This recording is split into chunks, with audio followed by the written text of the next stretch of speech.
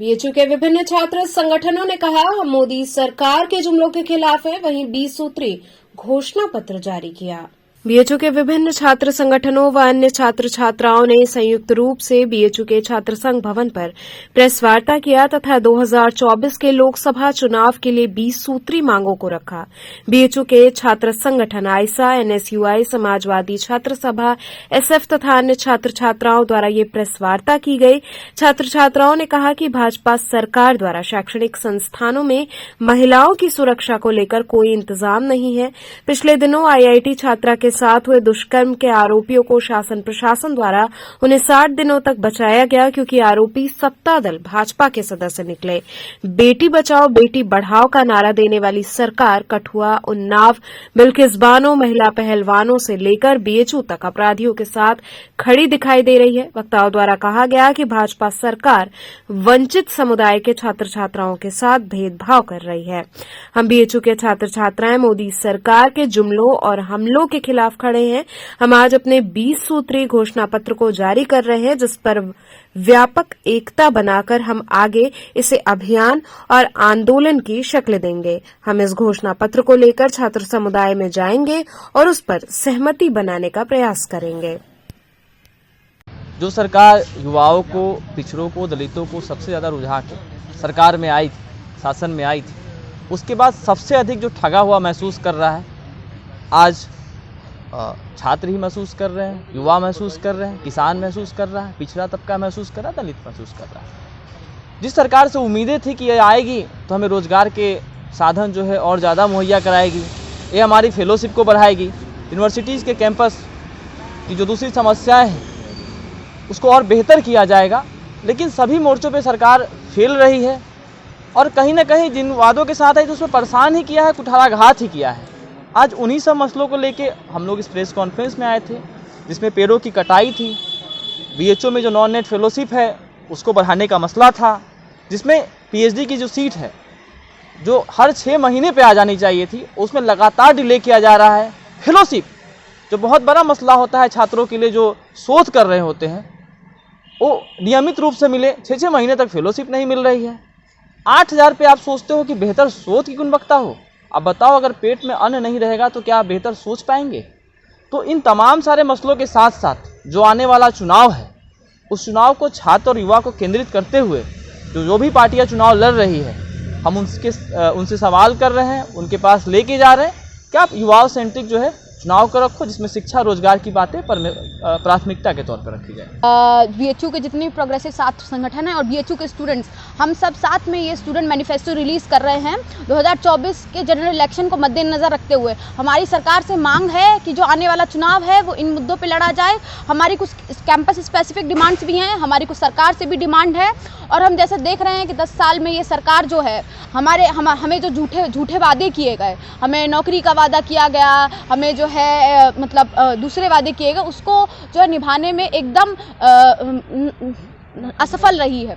तो हम ये सरकार से सवाल कर रहे हैं और ये मांग करते हैं कि जो आने वाले इलेक्शन है वो उनको जो है इन मुद्दों पे लड़ा जाए और जो बीएचयू प्रशासन है वो भी इन मुद्दों को हमारे साथ इसको लेके खड़ा हो। कौन सा मुद्दा हमारे मुद्दे सरकार को सुझाव दे रही है? हाँ, हमारा सरकार से तो सीधा सीधा कहना है कि जो ये NEP 2022 ये जो लाए हैं, जिसमें कि एक भी वर्ड सोशल जस्टिस भी मेंशन नहीं है, एक भी वर्ड रिजर्वेशन भी मेंशन नहीं है। हम सरकार से ये कहना चाहते हैं, आप एक शिक्षा नीति लाएंगे जिसमें आप सोशल जस्टिस भी मेंशन नहीं करेंगे, रिजर्वेशन भी मेंशन नहीं करेंगे, आप जो एंटी रिजर्वेशन और जो हाँ, तो इसको सबसे पहले तो इसको वापस ले।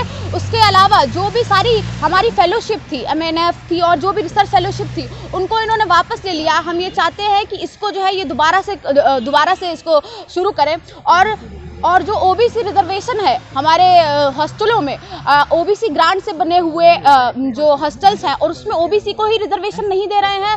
हमारे जो प्रधानमंत्री मोदी हैं वो हर जगह स्टेज पे जाके कहते हैं मैं ओबीसी कम्युनिटी से बिलोंग करता हूँ, ओबीसी कम्युनिटी से बिलोंग करता हूँ। क्या सिर्फ वो तभी कहने आएंगे जब उन्हें ओबीसी से वोट लेना होगा? क्या सिर्फ जाति का सवाल सिर्फ इतना ही उनके लिए रह गया है कि उनके लिए सिर्फ वोट बैंक है वो? हम ये कहना चाहते हैं कि ओबीसी आरक्षण जो है वो पूरी तरह से प्रभावित ढंग से लागू हो और जो भी रिजर्वेशन के जो भी सारे नियम कायदे कानून है वो अपने प्रभावी ढंग से सभी एग्जाम्स में यूपीएससी कोचिंग जो है बीएचयू में, उसमें भी रिजर्वेशन जो है वो प्रभावी ढंग से लागू नहीं है, वहाँ पर भी लागू किया जाए। और हमारी मांग है कि यहाँ पे छात्र संघ को बहाल किया जाए।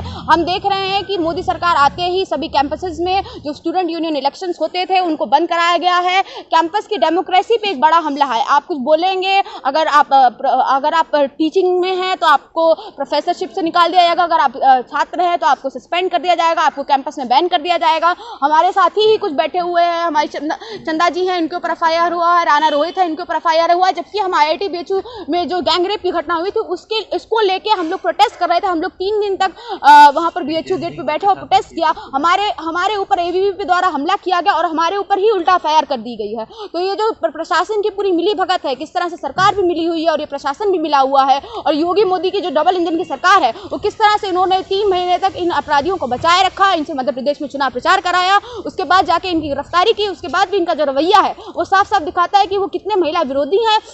और भाजपा का जो भी पूरा चिट्ठा रहा है, चाहे बिल्किस बानो का रेप हो, चाहे वो कठुआ कांड हो, चाहे या जो भी हम देख सकते हैं, या जो भी यूपी में आप देख सकते हैं कि अभी एक डाटा रिलीज हुआ है जिसमें कि यूपी में सबसे ज़्यादा महिलाओं पर मतलब कि हैरेसमेंट और इस तरह के केसेस सामने आए हैं। तो हम इस मोदी योगी की सरकार से, डबल इंजन सरकार से ये सवाल करते हैं कि आपके रहते हुए आपके प्रदेश में ये कैसे हो रहा है, और अगर आप इसी तरह का शासन आप आगे भी ले जाना चाहते हैं तो हम बीएचयू के स्टूडेंट्स ये सब नहीं एक्सेप्ट करेंगे और हम आने वाले समय में एक बड़ा आंदोलन करने के लिए बाध्य होंगे। और हम ये सभी लोगों से, जो हमारी जनता है, उनसे भी ये अपील करना चाहते हैं, आप इन सब मुद्दों पर भी ध्यान दें और जो आने वाला चुनाव है वो मंदिर मस्जिद में बटके ना रह जाए। जो राम मंदिर की जो इन्होंने घोषणा की है और जो इसके लिए एक लंबा कैंपेन लिया है, ये हमेशा चुनाव से पहले ही इस तरह के मुद्दों को उठाते हैं और इस पे ही बात करते हैं, और जो एक पोलराइजेशन हो रहा है जो इंडिया की पॉलिटिक्स में, उसको लेके हम साफ साफ रिजेक्ट करते हैं। हम बीएचयू के स्टूडेंट्स